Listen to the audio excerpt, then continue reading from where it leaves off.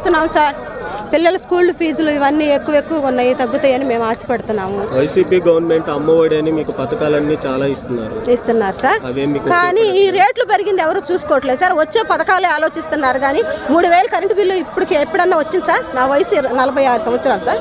ఈ 46 సంవత్సరాలు ఎన్నడూ కూడా 3000 కరెంటు బిల్లు మేము చూడలేదు. ఎప్పుడు 500 లోపే ఉంది. ఇప్పుడు 3000 కరెంటు బిల్లు నెల వచ్చేసరికి కడుతున్నాం. మేము ఇంట్లో ఉంటే 3 మనుషులు.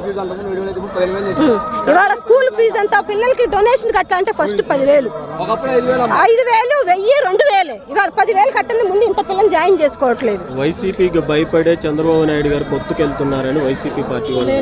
అలా ఏమి లేదు సార్, అలా ఏమి సార్ లేదు. మేము మా అంతటికి మేము కొంతన్నా మార్పు వచ్చి మా లైఫ్ బాగుంటుందని మేము ఆశపడుతున్నాం ఇక నుంచి అయినా. అది ఈ నవరత్నాల పథకాల వల్ల ఈ పథకాలని జనం ఆలోచిస్తున్నారు కానీ ఆ పథకాల వల్ల మనకి ఎన్ని రేట్లు పెరిగిపోయినాయో తెలియట్లేదు. ఇవాళ 5,000 లేని ఇల్లు అద్దె ఎక్కడా లేదు. ఇంటి అద్దె 5,000 లేని ఎక్కడా. మధ్యతరగతి వాళ్ళకి మరి 5,000 అద్దె కట్టుకొని ఏం బ్రతకాలి? రోజువారీ కూలి చేసుకునేవాళ్ళు. మేము రోజువారీ కూలి చేసుకొని బ్రతకాలి. మేము మా హస్బెండ్ లేరు, నాకు 2 ఆడపిల్లలు ఉన్నారు. నాకు ఇంత మటుకు ఒక పథకం అందలేదు. ఒక్కసారి కానీ 4 ఏళ్లలో ఒక్కసారి పడ్డాయి నాకు డబ్బులు 15,000 అంతే. పవన్ కళ్యాణ్ పార్టీని నడుపుకోలేక చంద్రబాబు నాయుడుతో పొత్తు పెట్టు అలా అని తప్పు, అది పొరపాటు.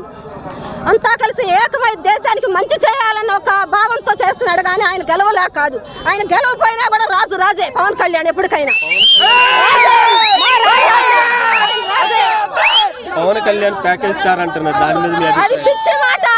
బతకడం చేతకాని వాళ్ళు చెప్పే మాట, వాడిని నిరూపించుకోలేని చెప్పే మాట అది.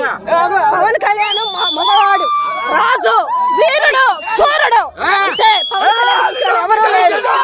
గెలవలేక కాదు. ఒక నిమిషం చూడు, ప్రజలకి మంచి జరగాలి అనే ఒక కారణంతో పొత్తు కలిపాడే కానీ ఆయన ఒక సినిమా తీస్తే వస్తుంది ఇచ్చే ప్యాకేజీ.